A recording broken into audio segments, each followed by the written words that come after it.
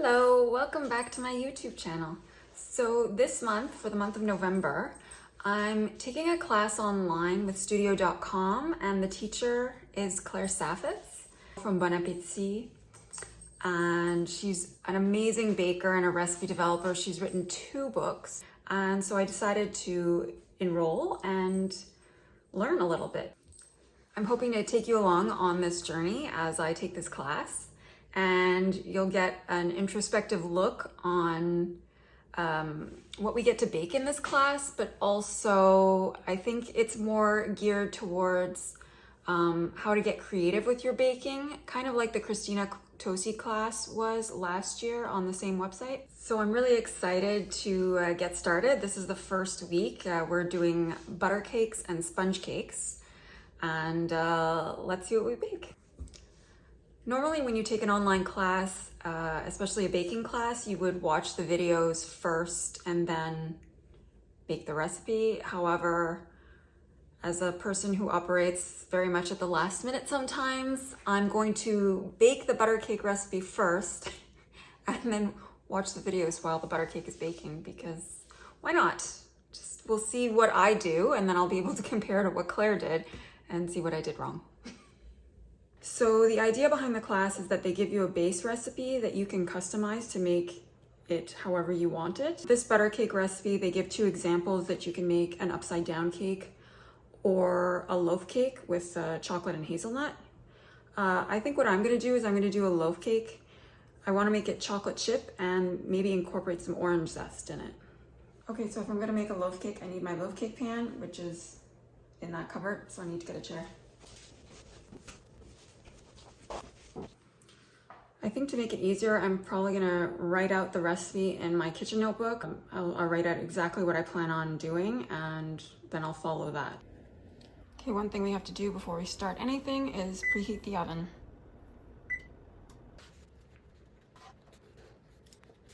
So like most cake recipes, you're gonna have a dry mix and then you're gonna have a wet mix, like with the fats and the sugars. And so I'm gonna write them out separate in my recipe. And I think for the flour, I'm gonna incorporate some ground almond, remove some of the flour that's suggested, and then replace with the same weight of nut flour, basically.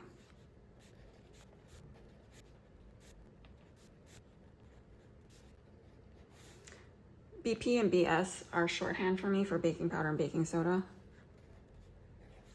Butter at room temperature, I've already taken it out, so hopefully it will be warm enough. I'm gonna use granulated sugar because I find orange zest is a very delicate flavor and I don't want brown sugar to interfere with that. So we're just gonna go with plain white sugar. And everything is in weights, obviously. It's just a better way to bake, I think, and achieve more consistency. I'm probably gonna use a clementine actually, because that's what I have. My eggs are also at room temperature. I took them out this morning, so hopefully they'll be warm enough too. I am gonna use vanilla, or maybe I can use some like orange liqueur actually, because she mentions that. Buttermilk I don't have. The store had no buttermilk. I'm going to use sour cream and maybe dilute it with a bit of milk. No, I probably won't actually. I'm just gonna leave it like that. I'm gonna do the same weight, 160 grams. And then I'm going to include chocolate chips. She suggests 85 grams, so I'm just gonna do that. And for a topping, I really like plain loaf cakes, so I'm just gonna stop here.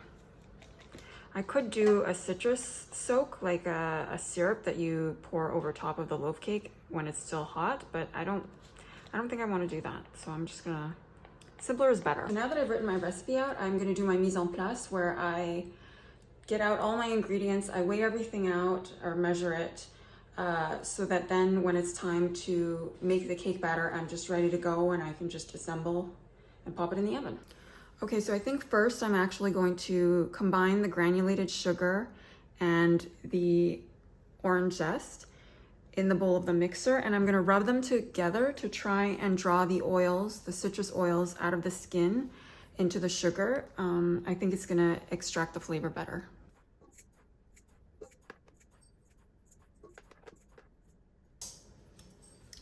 For the zest, I'm gonna use a microplane. I think it's just easier to get that top layer without getting the pith, which is bitter. The pith is the white part of the skin.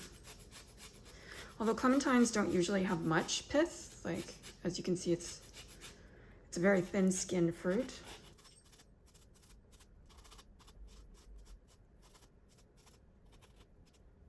So now I'm gonna rub these together with my fingertips. I'm gonna move my scale.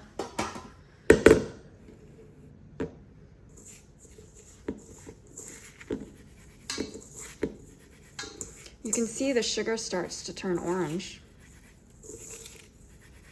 It's kind of fun. And it smells amazing.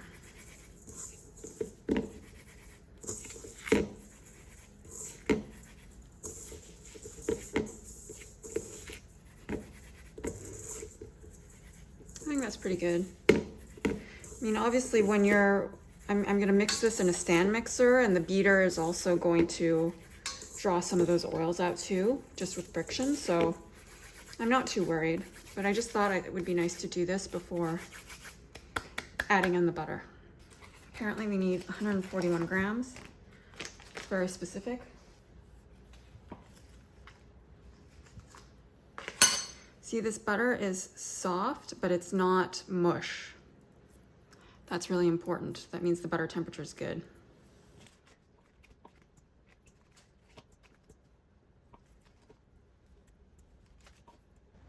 $141, huh.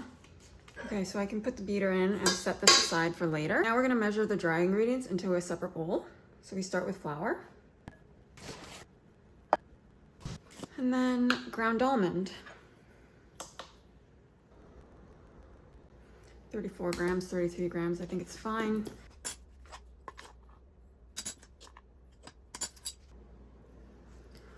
Okay, so now we're gonna add the baking powder and the baking soda.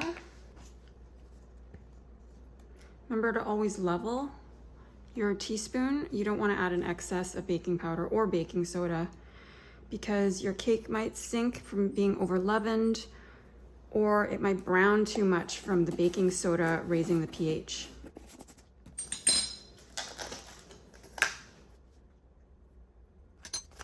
Now we're just gonna whisk the dry ingredients together. Made a mess. You wanna spend a good amount of time whisking the dry ingredients because you'd be surprised at how hard it is to incorporate them together.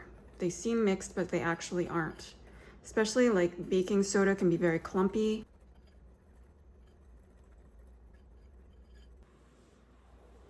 Okay, so now we have to prep the loaf pan. So I'm using that softened butter that I had taken out before. And you just need a small piece.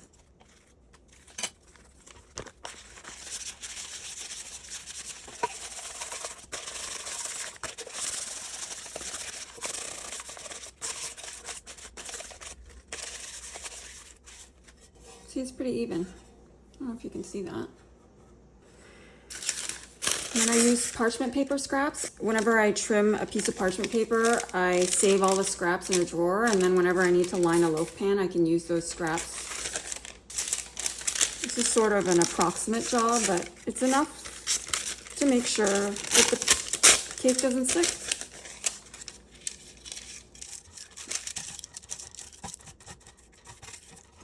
I like to put the parchment down first before I add the flour to coat the sides, because the butter will help the parchment paper stick to the bottom. I'm gonna coat the sides with flour now, and I'm doing this on a piece of parchment so that I can collect the flour that spills over and then reuse it later.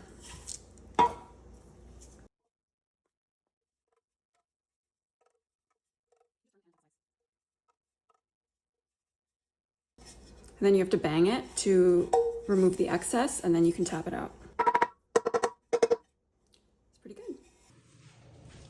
Okay, so now we have in our mixer bowl, we have the butter and that citrus zest that we rubbed into the sugar. So we're gonna cream those two together, get them nice and smooth, and maybe incorporate a little bit of air too. Then we're gonna add the eggs one at a time. And then we're gonna finish with the dry ingredients, alternating with the wet ingredients, which is our sour cream and clementine juice mixture. And once we finished incorporating those, we're then gonna fold in the chocolate chips, or I'll probably stir it in with the mixer because I think it's fine. And then we're gonna bake it.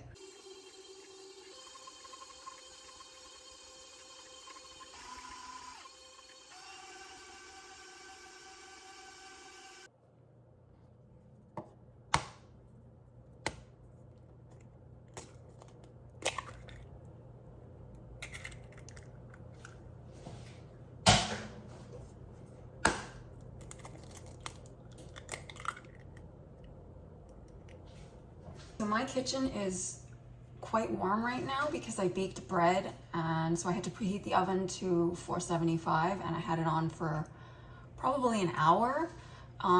So I'm predicting right now that my eggs are going to curdle the mixture when I start to add them. Like the butter is going to clump and the emulsion is going to break. But if that happens, sometimes I incorporate a little of the dry ingredients, the flour, into the batter at that point to get it back emulsified. But sometimes I just go with it because it's a loaf cake and sometimes things aren't perfect. I'm taking a little bit of time to scrape that batter off the beaters because that's where the butter tends to clump and not incorporate, and the sugar too. And then when you go to scrape it into your loaf pan, you might see some crystallized areas on the surface of the cake when it bakes. That's just from improper mixing.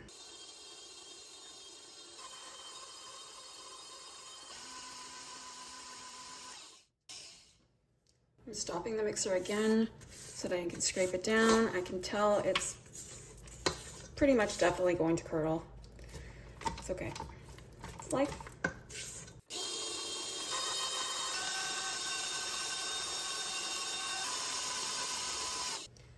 Stop the mixer again, scrape down the sides. At this stage, your sugar is going to start to dissolve or like to melt into the wet ingredients. Now I'm going to alternate the dry ingredients and the wet ingredients in the bowl.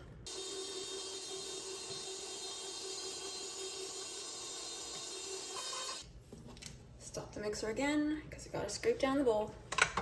Really hate scraping down the bowl, but I think it's worth it. Also make sure you scrape the bottom of the bowl because sometimes ingredient pockets get trapped down there.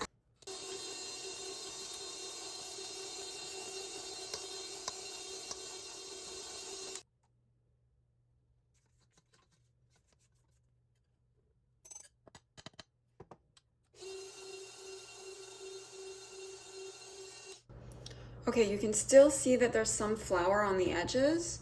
I'm gonna stop here because I still have to mix in the chocolate chips and I don't wanna over mix the batter. We're not trying to knead it or develop gluten here. It's unlikely gluten will develop because we have a lot of fat, but still, I think it's good to stop a little earlier to incorporate your inclusions like nuts, chocolate chips, and anything like that. Scrape the bowl. It's really the worst job, but it'll be worth it when we're eating cake.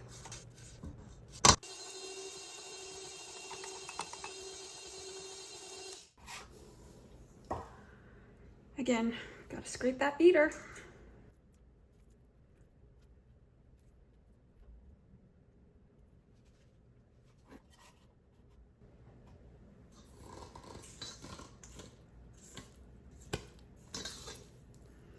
Sometimes I give it an extra fold or two just to make sure we're well mixed before I pour.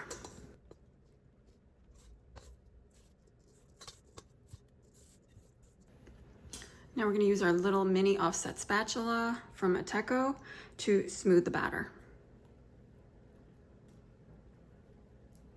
You want to get it into the corners and you want it to be even.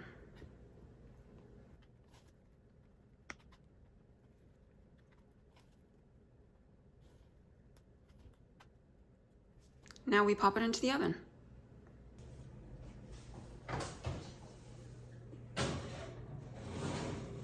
So now I'm just gonna eat lunch and watch the videos that I was supposed to watch before I made my cake.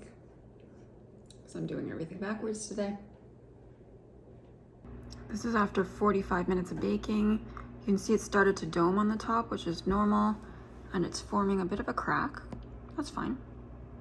I'm probably gonna use a cake tester to check it, but I don't think it's done at this point.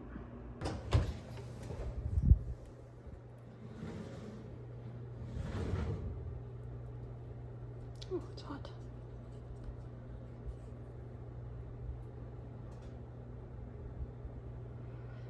There's still a bit of cake batter. I don't know if you can see that. It's stuck to the cake tester, so I'm gonna continue to bake it for like 15 more minutes. Check it again.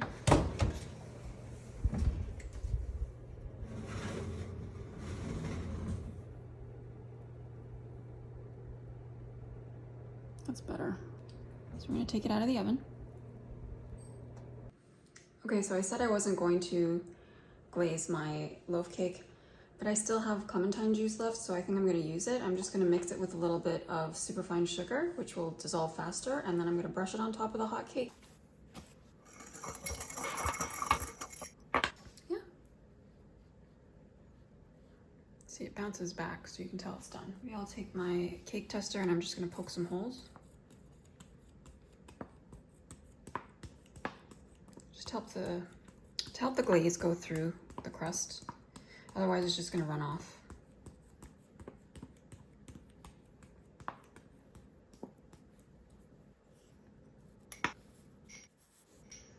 Should get absorbed pretty quickly because the cake is hot and it's gonna evaporate on the surface a bit, I think, but also soak in.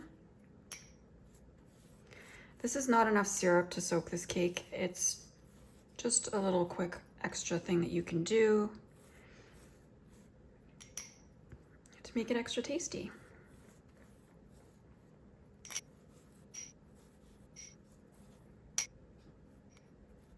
We're only gonna let the cake cool in the pan for about 10 minutes. It's just long enough so that it firms up, and then we're gonna unmold it right away. Again, just to avoid any issues with the cake sticking to the pan. I don't think it will, but you never know.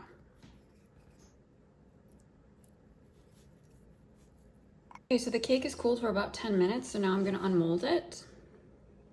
Pan is still hot, so be careful. Oh, very hot. Kind of just have to do it. Just act fast. I'm gonna leave it to cool overnight. Loaf cakes tend to take at least 3 hours to cool completely. You don't wanna slice it when it's warm because the texture is gonna be a bit weird. It'll seem a bit damp, if anything, and gummy possibly.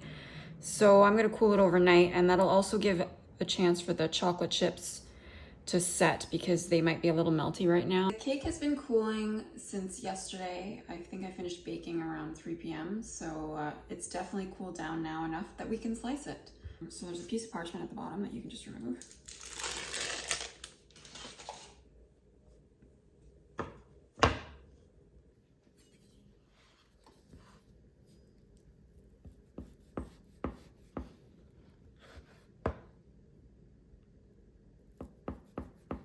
I'm gonna slice it pretty thick, not too thin. Otherwise the pieces are just gonna break.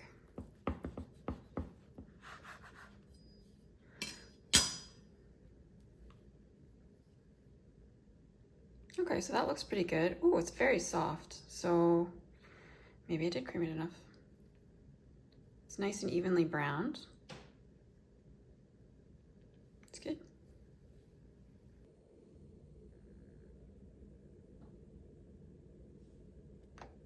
The best part of baking is that you get to eat what you bake. It's basically my motivation.